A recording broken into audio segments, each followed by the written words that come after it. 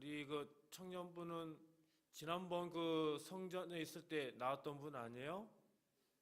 그쵸? 오랜만에 나왔네요. 반갑습니다. 오늘 꼭 안 빠지고 나오시는 두 분이 빠지고 우리 또 예전에 보이던 청년이 와서 좋네요. 자, 오늘 또 이런 새벽 주님의 음성을 사모하며 나오신 여러분을 축복합니다.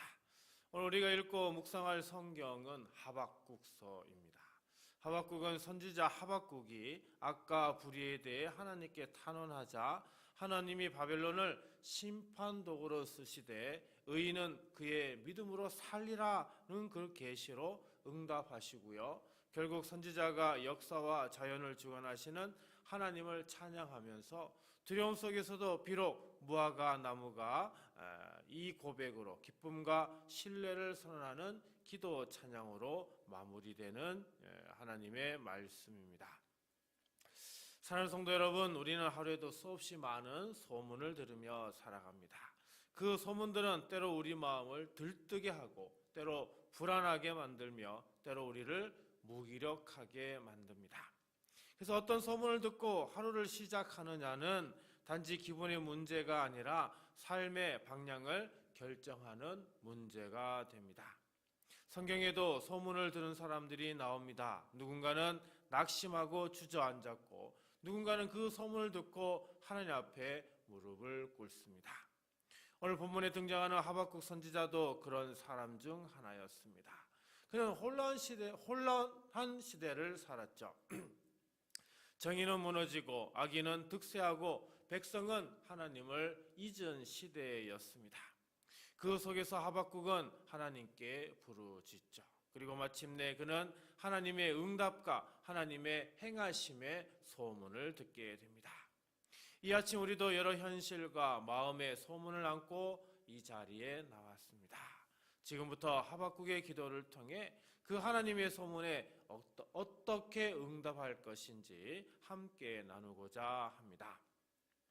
2절 전반부입니다. 여호와여 내가 주께 대한 소문을 듣고 놀란나이다. 자, 여기에 듣다 히브리어로 샤마라고 하는데요. 이 단어는 단순히 소리를 듣는 게 아니라 주의 깊게 듣고요. 그 말씀에 반응하는 아주 적극적인 태도를 의미합니다.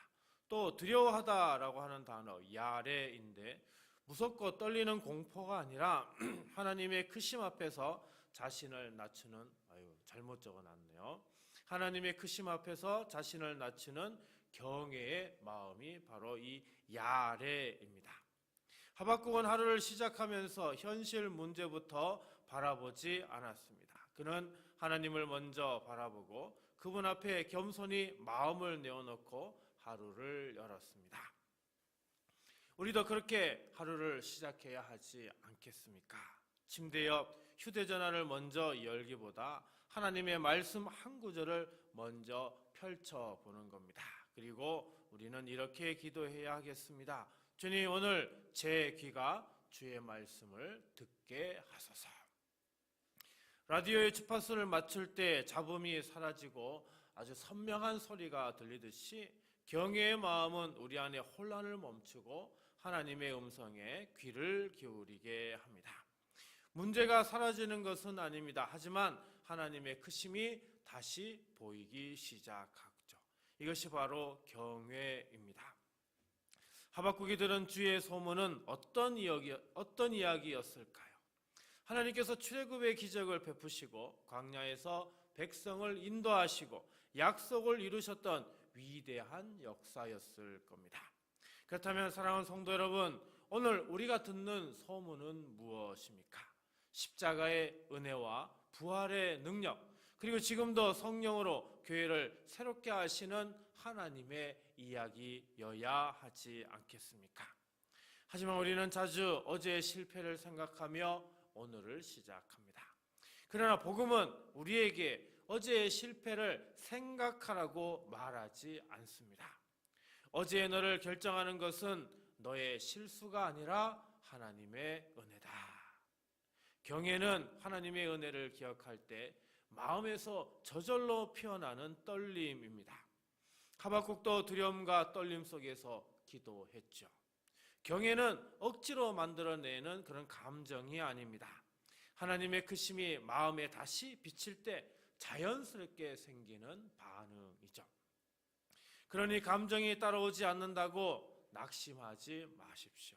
억지로 감정을 끌어올리려 하기보다 하나님이 행하신 일을 입으로 선포하는 겁니다.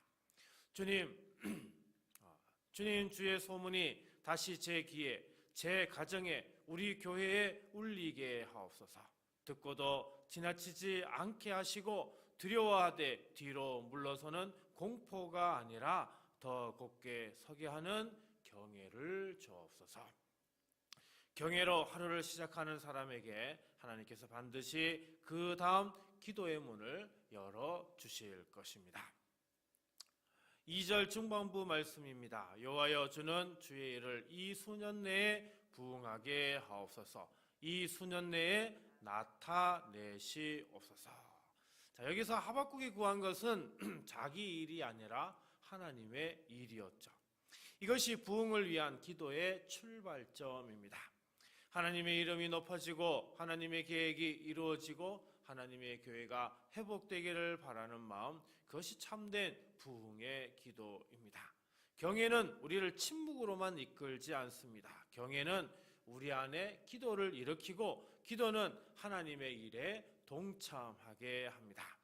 사랑하는 성도 여러분, 우리의 기도 제목이 점점 내 중심에서 하나님 중심으로 바뀌고 있습니까? 나의 필요를 넘어서 하나님의 뜻을 구하고 있습니까? 이 변화가 바로 부흥의 시작입니다. 하박국의 기도는 또 한 가지 중요한 특징이 있습니다. 그는 하나님의 때를 기다리되 지금 이 시간에도 하나님의 일을 보게 해달라고 간구하죠. 그게 뭡니까? 이 수년 내에 나타내시옵소서. 미래에만 머무는 소망이 아니라 지금 이 시대에도 하나님의 일하심을 사모하는 간절함이 담겨 있습니다. 우리의 기도에도 이런 믿음이 회복되어야 합니다. 하나님 지금도 일하실 줄 믿습니다. 지금도 우리 가정 가운데 그리고 우리 교회 안에 내 삶 속에 부흥을 시작하소서. 이 기도가 공허한 기다림을 넘어서 현재를 변화시키는 능력이 됩니다. 경외로 시작된 하루가 기도로 이어질 때 그 기도는 다시 하나님의 일과 연결되는 거죠. 이것이 바로 부흥의 선순환이라 이야기할 수 있습니다. 주님, 경외의 마음으로 오늘을 시작합니다. 그리고 기도로 주의 일을 부르짖습니다. 수년 후가 아니라 이 수년 안에, 이 시간 안에 우리 가운데 부흥의 역사를 나타내소서. 우리의 기도로 우리의 가정과 우리 교회와 우리 자신에게 놀라운 부흥의 변화가 일어나고 있음을 믿으시기 바랍니다. 2절 후반부입니다. 진노 중이라도 긍휼을 잊지 마옵소서. 이 한 줄의 기도에는 하박국의 신앙의 아주 전체가 담겨 있다고 말할 수 있죠. 그는 하나님의 심판이 피할 수 없는 현실임을 누구보다 잘 알고 있었습니다. 죄에 대한 징계는 반드시 올 것입니다. 그러나 그는 그 심판조차도 하나님의 손안에 있다는 사실을 기억했습니다. 그래서 그는 하나님의 자비, 긍휼을 바라며 기도했죠. 하박국은 현실을 외면하지 않았습니다. 예루살렘이 무너질 것을 알고 있었습니다. 백성들이 고난을 겪을 것도 알았습니다. 그러나 그는 그 속에서도 하나님의 긍휼을 믿었던 것이죠. 사랑하는 성도 여러분, 우리가 믿는 하나님은 공의의 하나님이십니다. 그러나 그 공의는 결코 긍휼을 거스르지 않습니다. 오히려 그분의 진노 속에도 긍휼은 흐르고 있고요. 그 긍휼이 있어서 우리는 끝까지 소망을 붙들 수가 있습니다. 우리도 인생을 살며 하나님의 진노처럼 느껴지는 때를 지나갑니다. 기도해도요, 응답이 없는 것 같고 회복은 더디고 실수는 반복되고 때로는 하나님께 버림받은 것처럼 느껴질 때가 있습니다. 그러나 그 순간에도 하나님은 긍휼의 아버지이십니다. 긍휼은 우리의 기분에 따라 사라지지 않습니다. 긍휼은 하나님의 성품이기 때문이죠. 하박국은 이 확신을 가졌기에 비록 무화과 나무가 무성하지 못하고라는 그 절망의 현실 속에서도 나는 여호와로 말미암아 즐거워하리로다라고 고백할 수 있었던 겁니다.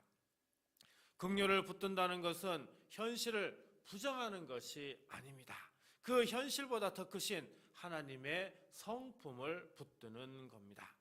그러므로 부흥을 바라는 우리에게 필요한 마지막 믿음은 긍휼입니다. 끝까지 긍휼을 믿어야 하는 것이죠. 내 상황보다, 내 실패보다, 내 감정보다 크신 하나님의 긍휼을 우리는 신뢰해야 합니다. 주님, 심판 중에도 주는 여전히 긍휼의 하나님이십니다.